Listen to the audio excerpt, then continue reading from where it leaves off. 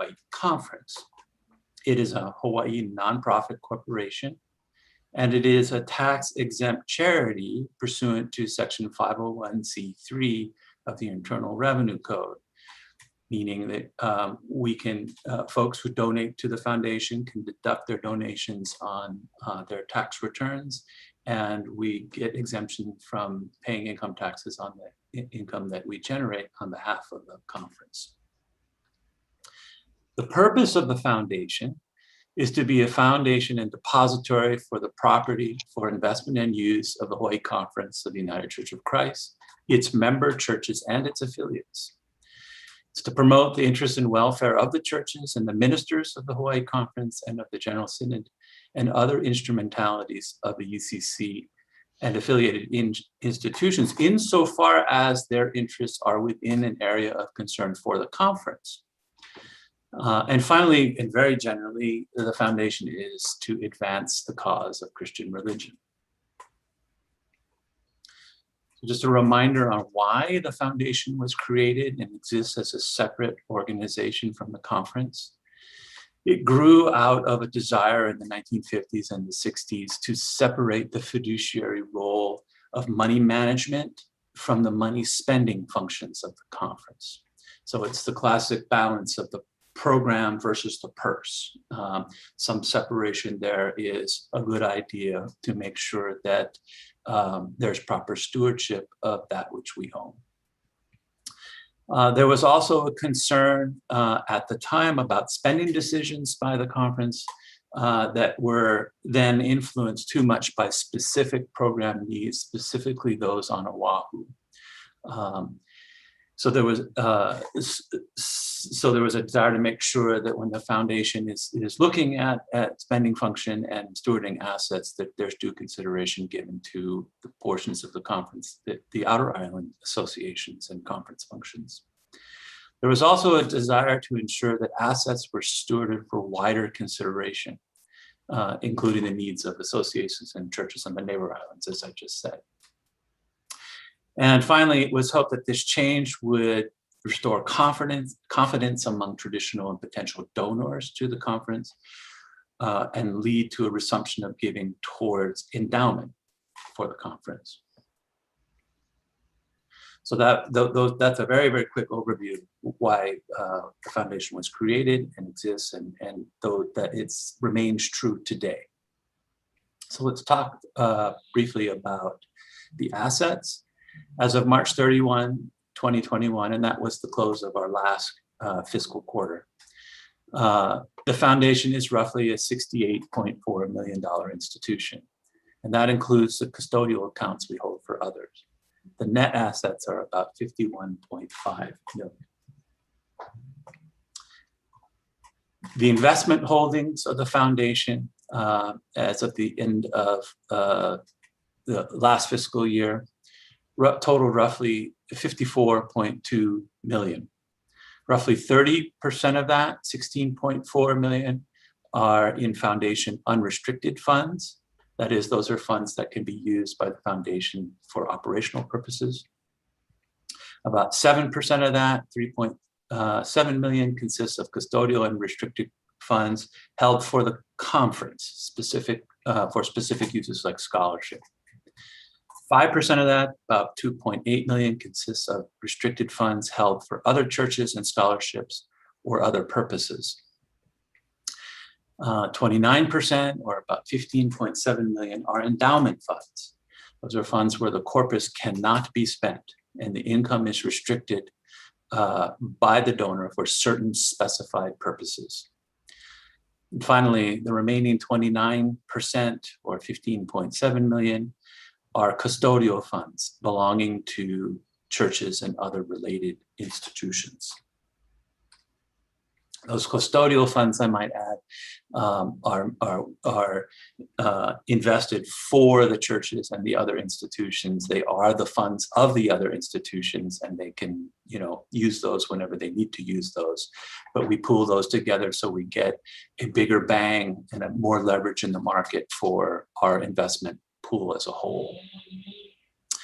The allocation of the investments as of the end of March was 59% equities, 18.5% in fixed income, 22.3% in alternative investments, and a very small portion, 0.3%, in cash and cash equivalents.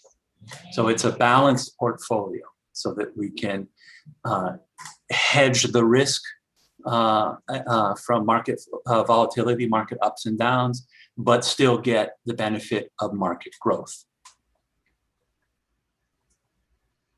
When we look at the real estate holdings of the foundation, almost 175 parcels are owned, leased, or managed by the foundation. And that's measured from the tax map parcel numbers that the counties assign to each parcel. And those include the units of Craigside. About 60 of those are church properties by institutional count. 36 of them are active churches and 24 inactive. About 3,900 acres statewide are accounted for in our holdings. And we carry that now at a book value of about $17 million before depreciation.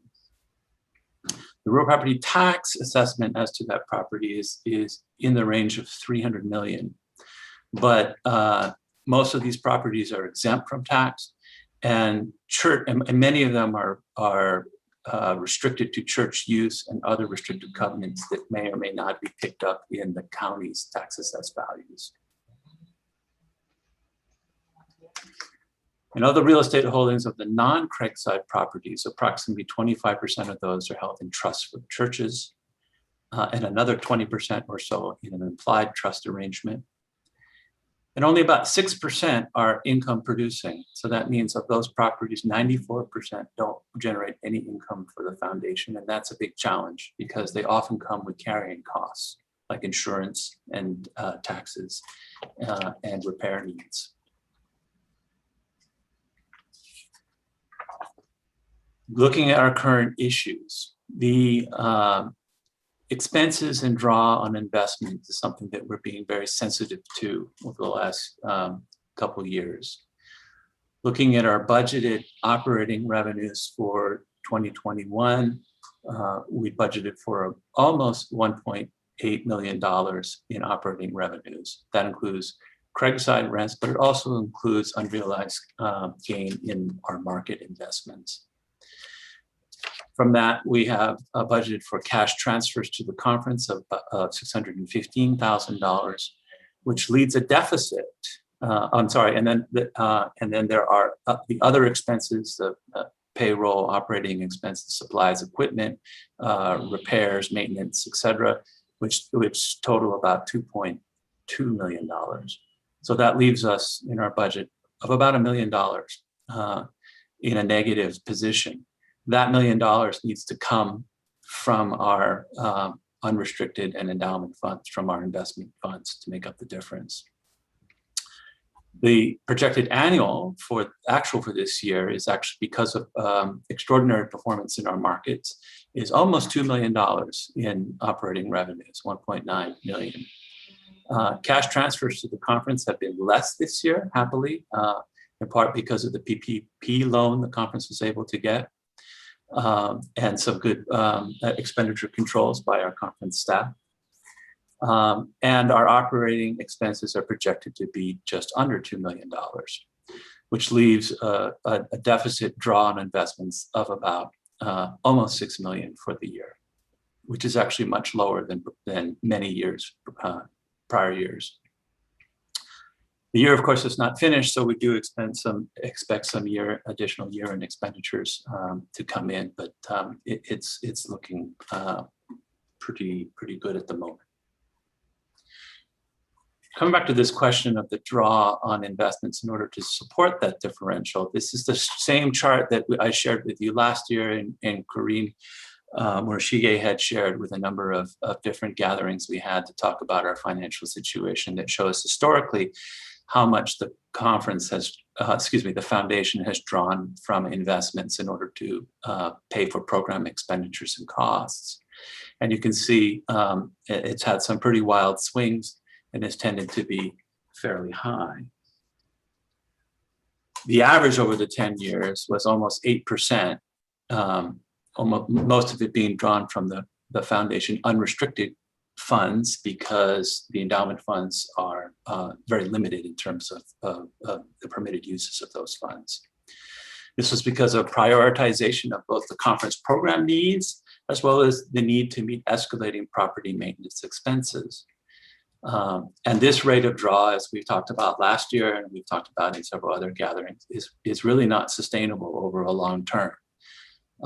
If we were to continue at that rate, we would risk spending down the corpus of our investment accounts, which we really don't want to do.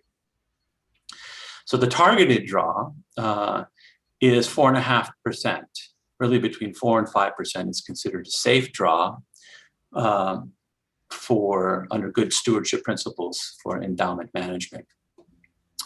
The foundation could probably spend all of that simply on property maintenance concerns, given all the number of inactive and non-income producing properties. But obviously we don't want to do that because we need to support the conference. That is the very purpose and the role of the foundations, to provide that, to be a financial ministry of the conference.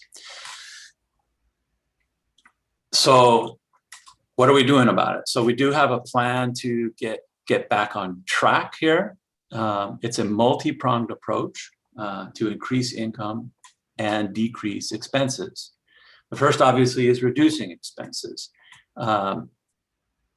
The foundation, the conference, as you know, has done a lot of belt tightening and is working on a much smaller amount of potential distributable funds this year from the foundation.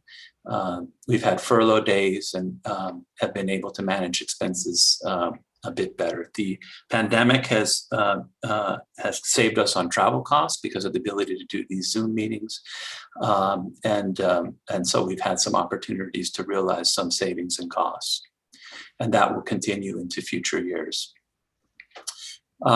We are seeking to improve our income generation, to build up the corpus further, enough so that the operational expenses and transfers to the conference can be funded through the income generated from, safely generated from our investment accounts. We're doing that in a number of ways. First is we're looking at selling underperforming assets and reinvesting them into a better performing vehicle. So such as currently our investment account or a higher yield real estate interest. Specifically, the Craigside 3 project and the conference office building are currently being positioned for sale. Also, we are looking and developing a plan to offering the least fee interest in Craigsides 1 and 2. We're looking also at other opportunities, at other non-income producing properties, to see what income generation can be had from them by way of a lease, sale, or whatever arrangement it would take. That's something that we're doing very, very carefully because we're concerned about protecting the mission properties and the historic properties.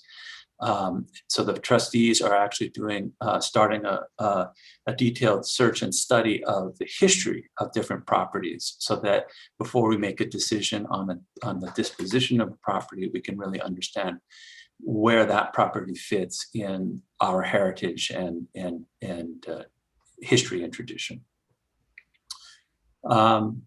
We're also looking at utilizing underdrawn endowment funds for additional support opportunities that may be had for the conference. The third area of attack, as it were, to get us on track is an embarkation of a capital campaign. You all heard David Popham in his update on the conference talk about the priorities of the capital campaign. But we expect it to be a major capital campaign that is jointly run by both the foundation and the conference. And it's intended to take place over the next 5 years and will require the conference foundation as well as the pension boards to work together to raise funds. A component of the campaign will be support for the Generations of Service campaign currently being undertaken by the pension boards, which is intended to support retired clergy. And the foundation and the conference have approved the engagement of a fundraising consultant to do a campaign feasibility study, which will be completed this fall. That's the first step. That's a professional analysis of whether or not it is really feasible to raise the amount of funds that we want and need to raise from our immediate community, the conference community, and potentially the wider Hawaii and even national community. And finally, future budgeting. We're projecting into the future to budget for slowly decreasing the necessary draw from endowment funds, really over a period of about 7 years.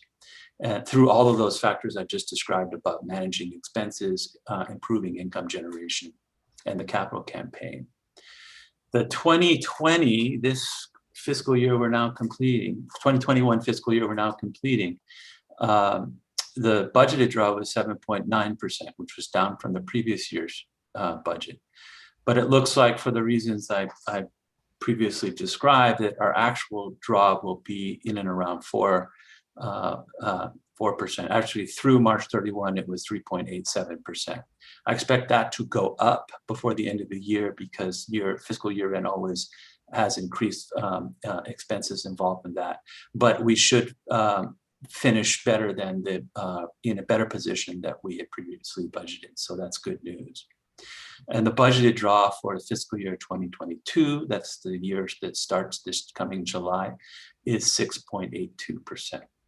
And we've projected that forward to a decreasing number all the way till we get to under 5% over the next 7 years.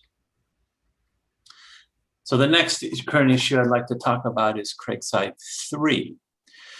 Craigside 3 is the 48-unit apartment building, which is now nested within the larger Craigside condominium project. That's a picture of it right to the right on your screen there. And it was built originally as an investment and a mission property. It was originally targeted to provide housing for the elderly, but the trustees quickly concluded that that might not be financially feasible, and the primary focus then shifted to provide rentals to affordable and low-income rentals to low and middle-income tenants, prioritizing support for retired ministers, widows, widowers, and church workers. And over the years, it's been used in that capacity. As an investment property, 21 Craigside has not performed well in recent years. The building is 60 years old and aging. Maintenance costs are on the rise. And because of necessary capital investments, net income has been negative for years. This means that rental income is not recouping expenses. The last major unit renovation is now 15 years old, so we are in the process of replacing appliances and doing necessary maintenance within the units. Outside of the units, there's plumbing and spalling work that the Association of Unit Owners must undertake, which actually gets done at the foundation's expense, since we own all the units in the building. And the common areas are dated and need refreshment. There was in 2018 it says 700 here, but it's a $700,000 assessment by the Association of Unit Owners for plumbing repairs in Tower 3. And that project has not yet been completed because the association has had difficult time managing and pushing that project along. And it now looks like that the actual cost will greatly exceed that original $700,000 assessment. That assessment was paid by the foundation, and the condo association is sitting on our funds waiting to complete the project. There's also a podium repair project, which is expected to cost $10 million, which the foundation's share would be about $1.1 million. The podium is, if you look at that picture on your right, the podium is that parking structure feature with the swimming pool and the recreational areas on top of it. It connects all 3 buildings at Craigside and is parking and common element recreational facilities for all the unit owners at Craigside, including our tenants. The challenges of sharing control over maintenance and operation of the building with the Association of Unit Owners has been consistently difficult over the years. Our tenants are no longer allowed to serve on the board. Neither the foundation nor our tenants have authority to make changes in and around the building without the association's consent. And there's been much tension between the association and our tenant community over the years, which is very difficult to manage. As a mission property, the building meets the needs of only a small number of retirees and workers in service of the conference. Presently, there are 9 units out of 48 that are occupied by folks who are in service to our conference. This disproportionately ties up resources that could be directed to broader strategic goals of the conference and mission work as a whole. So after 60 years, the boards of both the conference and the foundation are facing the reality that this is a very expensive mission project to keep up, and that we need to adjust and react and look at alternatives. So as I mentioned before, the present plan is to sell the units at 21 Craigside. 21 Craigside is the address for the Tower 3, our Fort Craig project. The sale proceeds from Craigside will be reinvested into investment vehicles, the markets or other real estate that we think will produce a better return.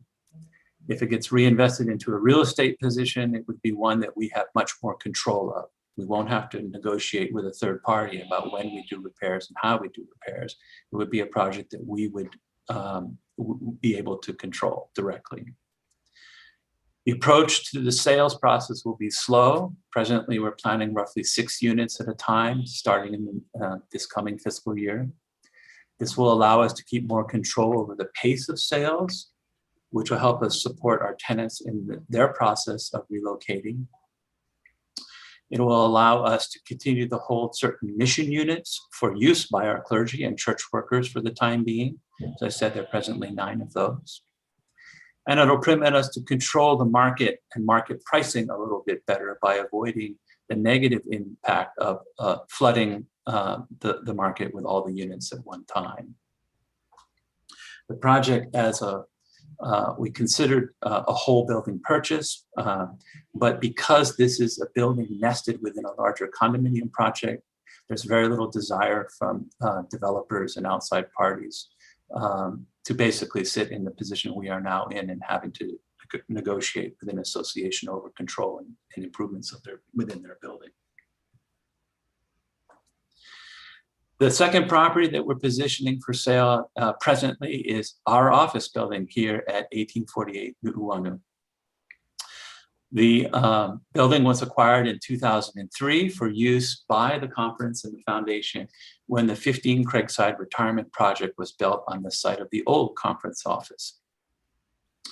It was an excellent choice at the time. It very much met the needs of the conference and has done so for many years.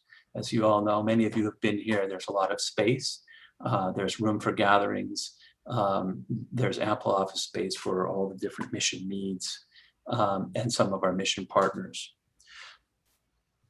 But over time, the conference staff has grown smaller, so the building is simply presently too large for our needs. There's also deferred maintenance that needs attention, including a roof replacement, spalling work, exterior painting, and repaving of our driveways. A joint committee of the foundation and the conference called the 1848 Committee was formed to study the options related to the office building. And they looked at potential sale or lease of the entirety of the building to another user and relocate thereafter, or the subdivision and leasing out of a portion of the space to another user and remaining in place and sharing that space with our tenant. The option of subdividing the space for purposes of leasing out a portion to a third party was deemed too expensive and not desirable as desirable as finding a whole building purchaser or lessee. So in our strategy in terms of positioning the property for sale, this will allow us to really unlock equity that's tied up in the building and reinvest that. In essence, since we can use a smaller building, we could buy with our sales proceeds a smaller building for less money, and the differential that we save out of that would be then invested into the markets and start making money for us. The sales proceeds will also provide the pool with which to use to buy or replace or lease a replacement property. We have a brokerage team already engaged who are working on an offering prospectus for the property. The company is CBRE, which is a very well established and experienced commercial real estate brokerage firm. It's a national firm with very strong local brokerage team. So they will help us market the building, and they will help us find a place to relocate to the extent we are not able to find a property within our church community, because we are looking at that as an option as well. So getting the property ready to sell involves some improvement, repairs of our roof, replacements of portions of the roof, recoating of the sloped metal roof, resealing, waterproofing, surfacing of the driveway, and overall cleaning. I expect probably the expenses will come in the $300,000 to $400,000 range to do that work. In the meantime, as I mentioned, we're looking at relocation options, including available office space within several of our local churches we're speaking with right now, and acquiring or acquiring a right-sized office building, a smaller office building that will fit us better, or simply leasing commercial office space which may be available in town. So now let's turn to our bylaws, the foundation's bylaws. Back in 2018, the membership of the foundation voted by a 2/3 vote to amend the bylaws. The original effective date of that amendment was July 1, 2019. But the effective date was deferred to July 1, 2022 to allow further time to study the amendment and the related effects and what needs to be done. So the change has already been approved and no additional vote is required for them to be effected. They will automatically go into effect on July 1 of next year. So the reasons for the amendment. The first was to simply update and conform terminology that are used to the current version of the Hawaii Nonprofit Corporations Act. It's very important to do that from time to time in any event, since the law does change over time, and it's much easier to interpret and understand what you need to do if your bylaws and articles and the terms you use are consistent with what the statute requires. The last review and update of the Articles of Incorporation for the foundation was in 1978. And the last review and amendment of the bylaws was in 2010, 12 years ago. So this is way overdue. The second is to simplify governance and reduce administrative bureaucracy, and I'll get into that a little bit later. It's also to protect and preserve our resources by better separating asset management functions from the spending functions of the conference. This is really the same reason why the foundation was created in the first place.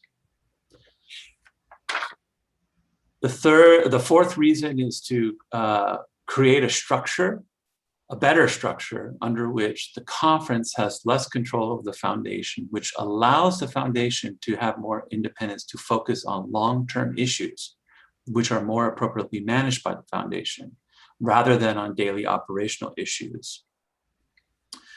And finally, the final reason is to ensure that the foundation will be able to benefit from arrangements that require independent governance, such as conditions imposed by prospective donors. And this is very important. A good example of this is Cone Trust, where the Attorney General has oversight over these trust matters and had expressed some concern prior to our amendments that the foundation was not sufficiently independent enough to serve as the trustee for the benefit of the conference.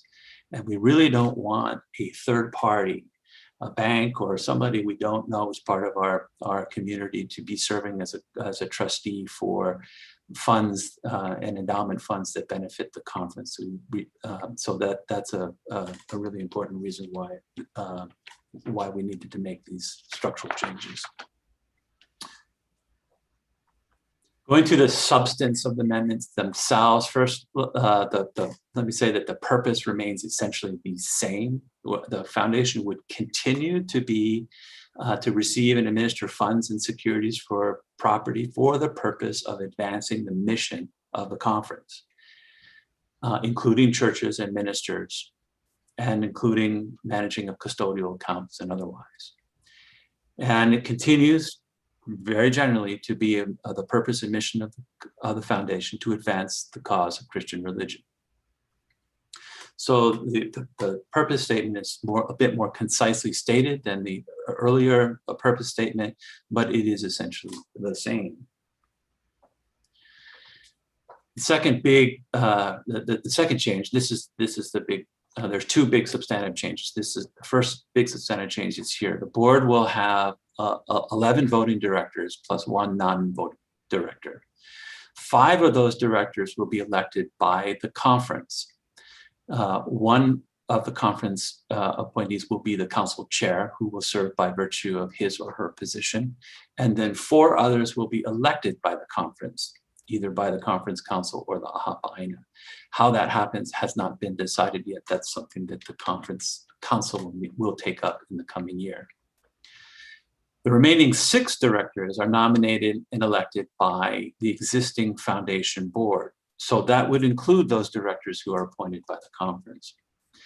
This will allow more flexibility to appoint directors to meet background and expertise needs. And the conference minister will continue to serve on the board, but with voice and no vote. And that resolves conflict of interest issues, but permits the conference minister to continue to have a voice and influence over the board discussions and debate. So why change how directors are appointed? Well, it allows the board as a whole to appoint a bare majority of the new voting directors.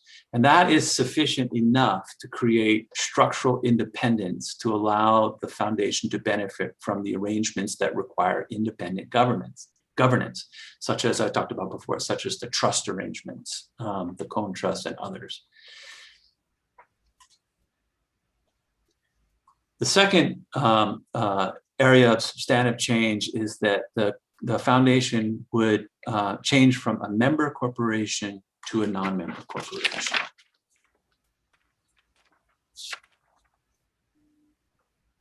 So why change to a non-member corporation?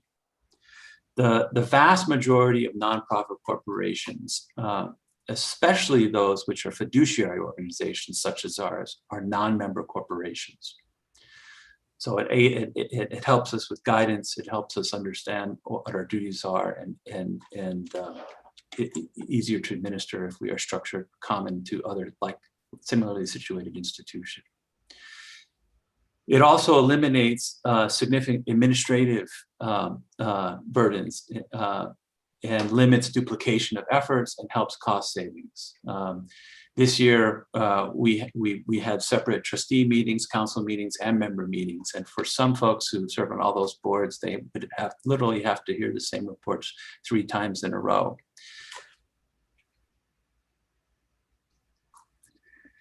The vast majority of decisions are already made by trustees, by the trustee board of directors level.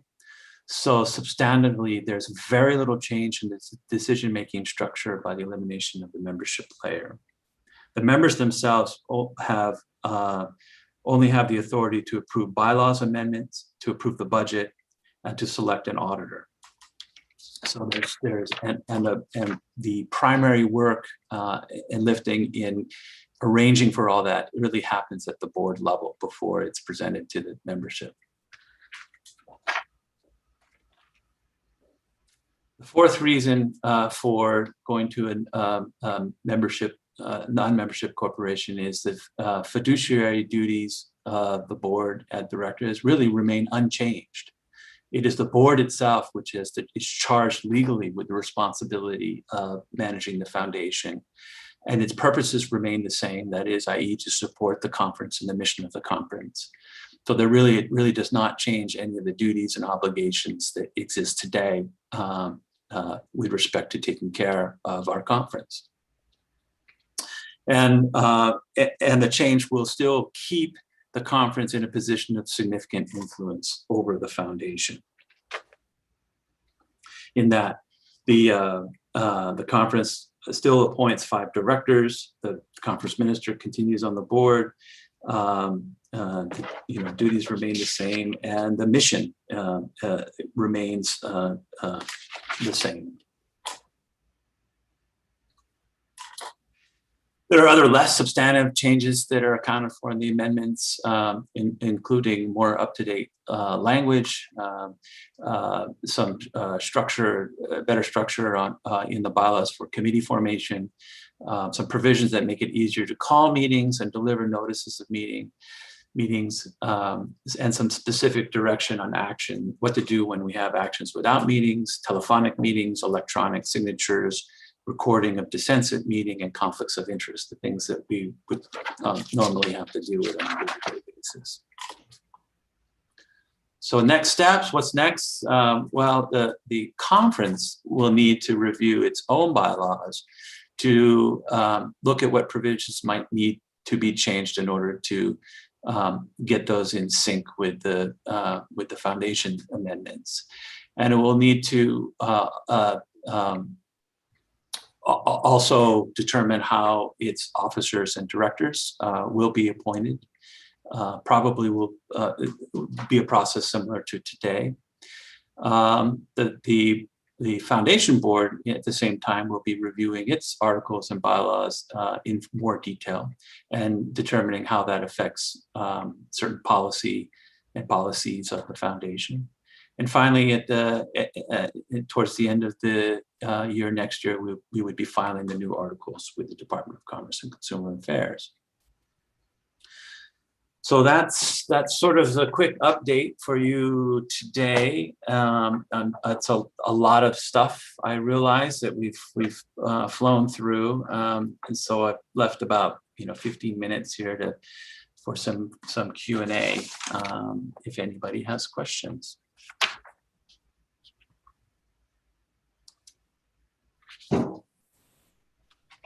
Okay, I am going to.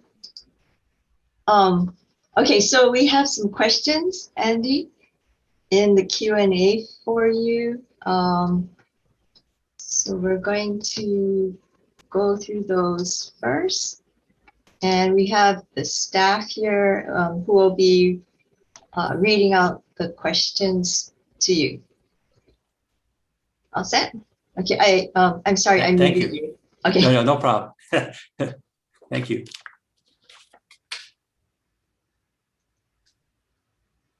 Okay, first question, background.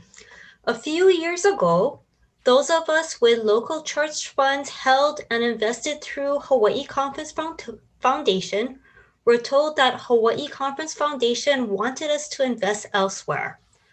I was told that was because of how much time and energy it took to manage local church fund accounts. The church I served divested from Hawaii Conference Foundation and put the church endowment in the Cornerstone Fund. Your report for this AHA Pae'āina includes a description of the purposes of Hawaii Conference Foundation and the reasoning at the time of the 1968 formation of the HCF. Under your administration, Andy, does HCF want to retain and solicit investments from local churches and affiliated agencies of the Hawaii Conference? Or would you prefer we put our money elsewhere? It's referencing the Ahamakua Handbook, page R7. No, I don't understand why you were told that, your church was told that. We would definitely be privileged to have churches invest with us. The whole point of having an investment pool is to, accumulate all of our resources together so that we can make a bigger impact in the market. We get better fees, we get better treatment, the growth is better, we can invest in funds that might be closed to a smaller dollar amount investment. So at least under my administration, I would welcome churches co-investing with the foundation. I can only imagine, I can only speculate, I don't know for sure, but that your church may have been told that because you were looking for a more liquid investment. What we do discourage investment of operating funds. Those are funds that you need on an immediate basis to meet payroll or expenses, et cetera. It's endowment and the rainy day fund and funds that you are looking to set aside for the future that would be appropriate to invest with the foundation. So I would welcome a conversation about that if your church would like to have that.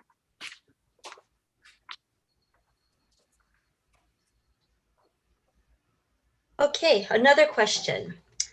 Was the HCF able to recoup the money for the legal defense of the title and control over the Hau'ula Congregational Church property for those who lost that lawsuit? This is also referencing the Ahamakua Handbook, page R8. Yeah, the answer is no, it was not. And it was a sizable bill. The group that occupied the property really has no assets and no way to pay the bills. Even if we got a judgment for the amount of the attorney's fees expended, it would likely be uncollectible. So that is basically being spent as a mission expense to protect the property.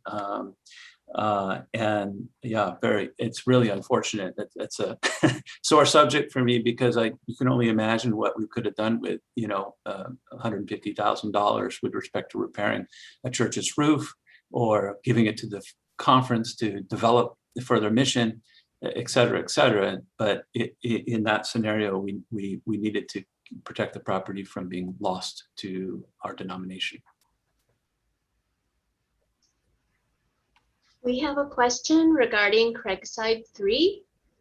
Is it possible for the foundation to retain permanent ownership of enough units to ensure that those of our UCC family, pastors and church workers, can continue to have and enjoy the affordable housing they need?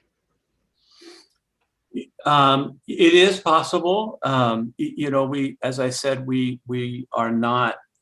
We're hanging on to those units for the time being, so that in 4 or 5 years, as we see how other unit sales go, we'll have hopefully a much better financial situation, and then the trustees, with the advice and thoughts of the conference council, can maybe look at some possibilities for those units. But that is still theoretical at this point. I mean, the present plan is eventually to dispose of all the units, but because this is a long-term venture and things change, and hopefully markets change and investments change for the better, we wouldn't rule that out.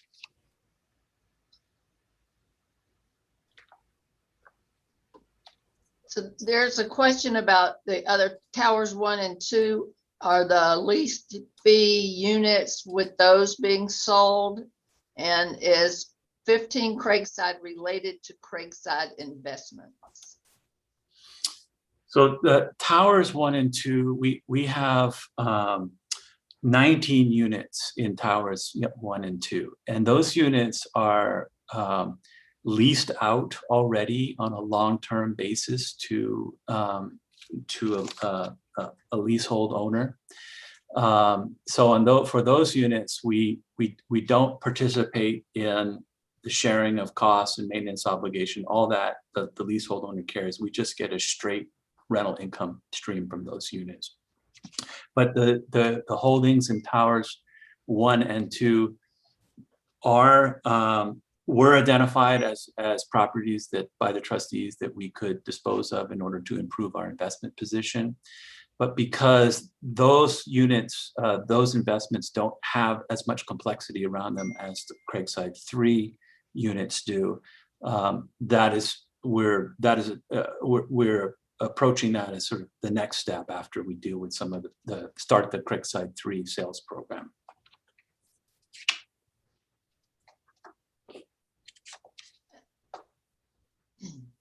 And there was a question about 15 Craigside. Is that related to the Craigside investments? Yeah, thank you. No, 15 Craigside is a retirement community that was developed by Arcadia.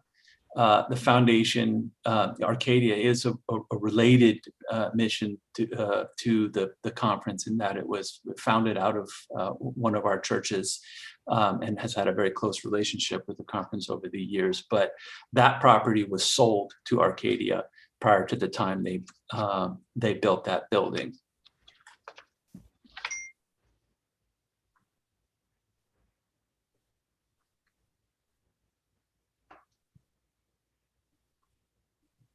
Okay, question regarding the bylaws amendments. When the Queen's Hospital was faced with a similar question about having their foundation separated from their operations, instead of cutting the foundation loose and allowing it to become subject to the governance of directors not aligned with Queen's Hospital's goals and vision, Queen's instead chose to bring their foundation back under their wing. There are those in our conference who know more about this. Why does the ACF Board of Trustees think this is better to continue with the loss of control over the HCF? And there's also a related question after that. Yeah, I suspect that they did not have a similar endowment situation where and trust situations where the Queen's Foundation was specifically charged to be a trustee for separate trusts. The scenario we were looking at is where, particularly related to the Cohen lands and assets, where there is an express trust created by the grantor, which the foundation is now the trustee, and the beneficiary is the conference. And if the trustee becomes absorbed into the beneficiary, it can no longer serve as a trustee by law. It loses its independence. So there's a desire to preserve the ability to do that. And there's a related question. Yes, Marie? Here is the related question. There is already conflict within the conference over the ACF recent decisions to prioritize income generation over mission. Won't this choice further give power to those who prioritize making money with existing assets a la KSBE instead of mission and ministry? Well, I take issue that there with the general assessment that there's a priority over income generation versus mission. I mean, the goal is to have enough income generation to sustain the mission without ending the ability to do that. If we keep prioritizing, if we were to keep spending at a rate of 8% or more over the years, we wouldn't have any more corpus, and then it would all end. So it's maybe a choice if spend it now and then we're gone, or preserve it for the future. We're really trying to preserve it for the future. There's a related question. A concern has been expressed that the assets of the foundation appear to be more and more utilized to support HCUCC functions and less applicable to local church mission. If my memory is correct, when the Craigside high-rises were either built or converted to condominiums, a certain amount of the proceeds were supposed to be allocated for local mission projects initiated by local churches. That appears to no longer be the case. When did this shift happen? And did it happen via an AHA vote, or was this an internal foundation decision? You know, I think you might be referring to the Mission Memorial Funds, which is where the income generation from Craigside 1 and 2 sales went. Those funds are set aside for the conference and conference mission projects, and you know, then the conference would determine how those are allocated, whether they get allocated towards specific church missions versus other priorities of the conference. I don't know if that, you know, discussion of that ever came before the AHA, but you know, that's my understanding of how the Mission Memorial Fund is to work. In terms of supporting local churches, the foundation actually does support local churches in a direct way. The churches that it holds property for in trust, many of them are in financial distress. And in those cases, the foundation has been absorbing some critical expenses such as insurance and real property taxes. We've also been in a position where we've been able to help some churches with specific needs. We also fund through the administration of the State Council a repair program for small Hawaiian churches. So the foundation is still very much in the business of helping local churches on a direct basis. But you know, my perspective on I really do look to the conference to help help me as the executive director of the foundation to determine what our appropriate mission expenses of the conference. Our duty is to support the conference and the local churches, and so we really look for guidance from the conference to help prioritize that.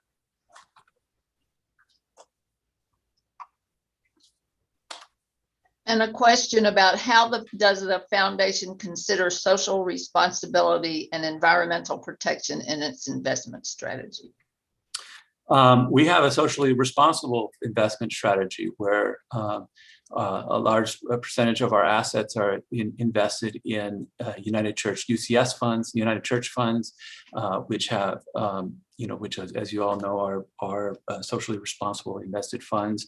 The other funds we invest in also are reviewed and measured by their social responsible investment allocations. So, so the investments there are restrictions on investing in things like alcohol, gambling, tobacco, military products and production. So we choose funds that do not invest in those features or are at least negligible investments in those features.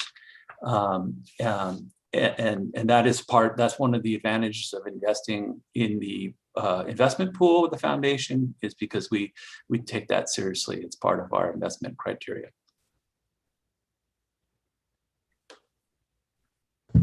Are all the changes being planned going to mean an actual reincorporation of the foundation?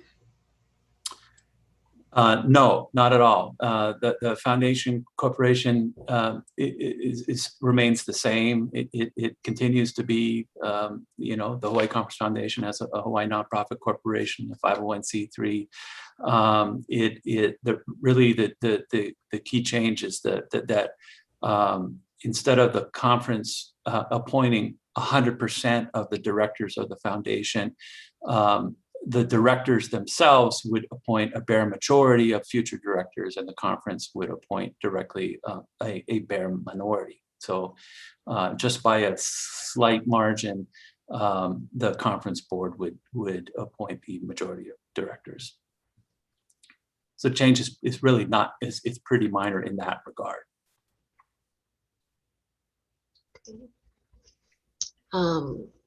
Another one writes, purchased from the Episcopal Church, Iolani in 1959, our Hawaiian Evangelical Association had UCC 21 Craigside. Reverend Abraham Akaka dedicated 21 Craigside Mission Memorial Aina. UCC 21 Craigside has always served active church workers and clergy and retired clergy. The promise of the conference and foundation was that floors 1 through 4 will be retained to Kokua UCC affiliated people. Hiring a resident manager would reduce costs, facilitate deferred maintenance, and ease process of getting overdue maintenance addressed. Please, would the foundation and conference honor this promise? Well, I haven't seen in the minutes the representations related to setting aside 4 floors. I know over many years that has not been the case. Over many years, we have been doing the Kokua program. Back in 1971, the parameters for the Kokua program was to dedicate. It was to provide an amount equal to about 25% of the net income from the rentals of the property to be used as subsidies for the Kokua program. That figure has been much higher over the years, which adds to the expense of the mission. So I mean, what took place in 1959 is a hard. We have to take a hard look at whether in 2022 we can sustain that. Things have changed in 60 years, and needs have changed. The conference OCWM is way down. Churches are shrinking. Resources are, resource management is more challenging. So to be good fiduciaries for the conference, the foundation has to make some hard decisions, and this is one of those hard decisions. A question at the end of this statement. I find it interesting that given the questionable effects of much of the Christian religion, that the foundation would want to retain the term in its mission statement to promote the cause of Christian religion. Would it not be better to frame a mission statement around the term Christian faith rather than Christian religion? Well, that great question. I mean, I was not the foundation's executive director when the discussion of those purposes, were had. I think that just retains the language of before, and there was a desire not to upset the apple cart, to make the changes as easily as possible.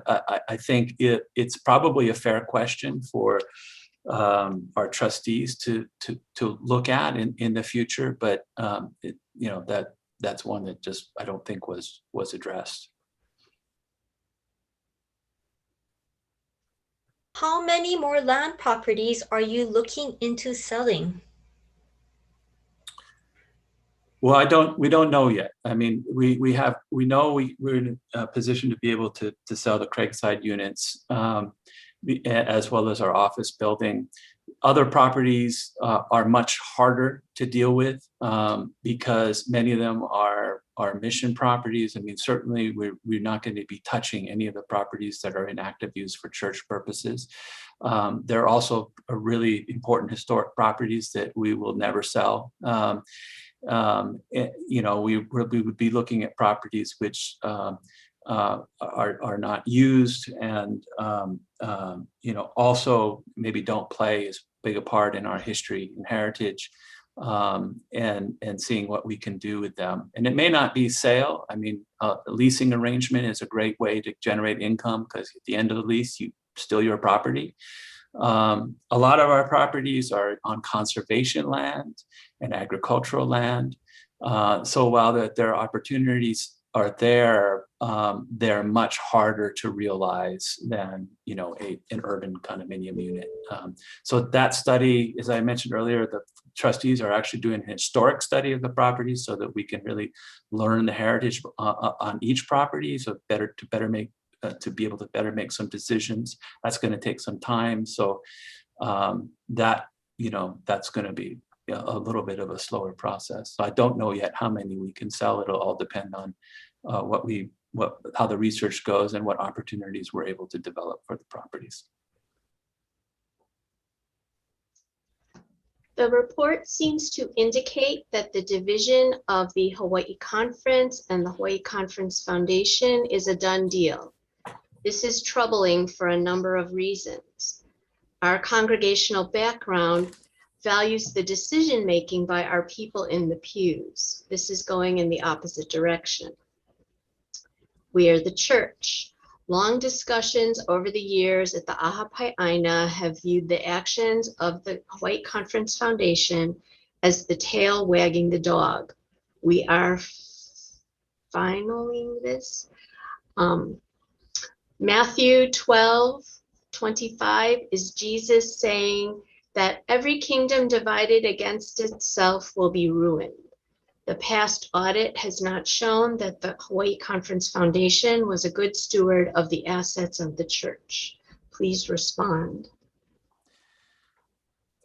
Well, I think that we are not at all divided against ourselves. I think the whole purpose of the foundation is to support the conference and to make sure that there are resources available for the conference to do its mission. The conference was created in the 1960s the foundation was created in the 1960s for that very purpose, and to be able to be in a position to make necessary but hard financial decisions.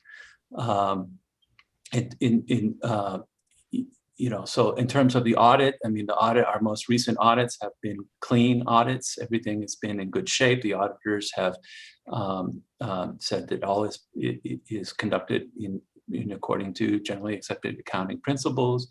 And so even though there's been difficulty and the draw rates have been too high, we've still been able to support the conference, and the management has generally been good. So, and we're looking now proactively ahead to make sure it stays that way.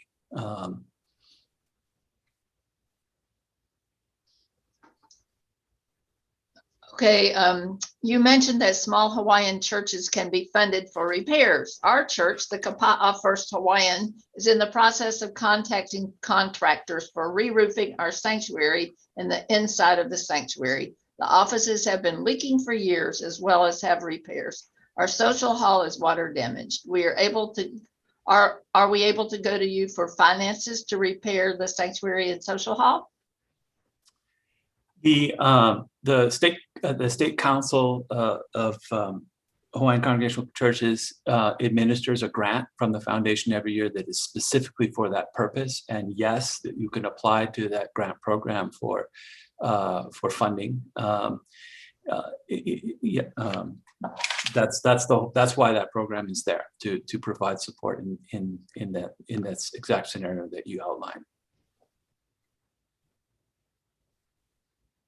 UCC 21 Craigside is a living mission today in 2021. Ministry is supported through the UCC units here. If the mission is to be changed, how to revitalize its current purpose, please would you involve the resident clergy and church workers and members of our Hawaii Conference Council in intentional discussions about this? Well, I have been speaking with the resident clergy at Craigside, and in fact, we have additional meetings coming up with not just that group, but the residents themselves, and I'm always happy to have discussions about it.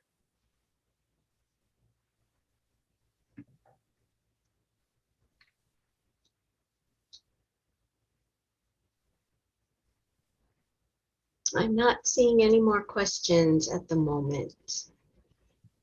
Oh, wait, one has just come in.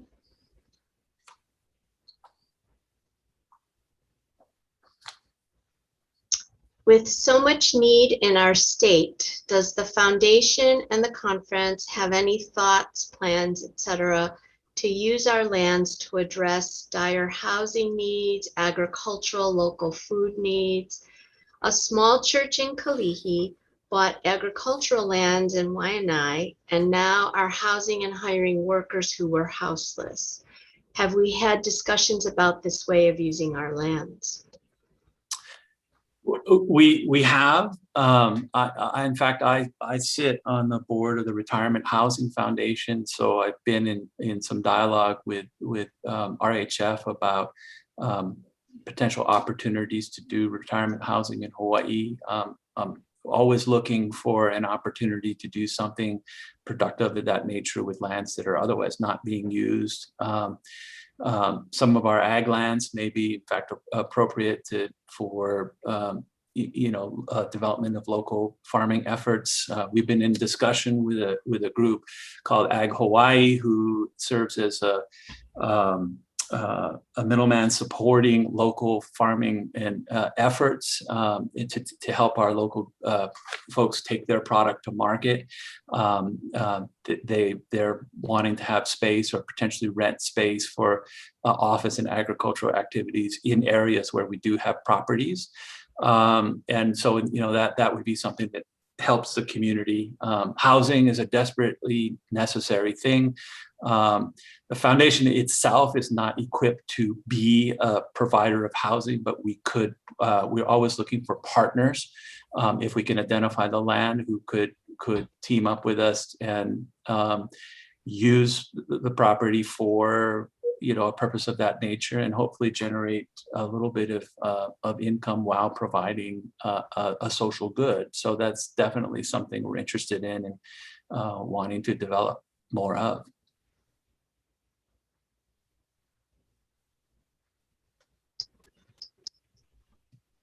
All right, we're gonna give Andy a break now.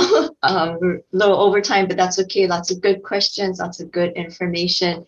We want to thank Andy for his time today, for sharing with us the updates on the Hawaii Conference Foundation. Thank you all for your questions and for joining us this afternoon. If you do have other questions, please feel free to contact Andy. Yep. Great. Thank you, Andy. You're welcome.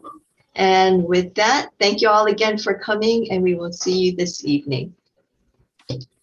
Thank you, everybody. Appreciate it.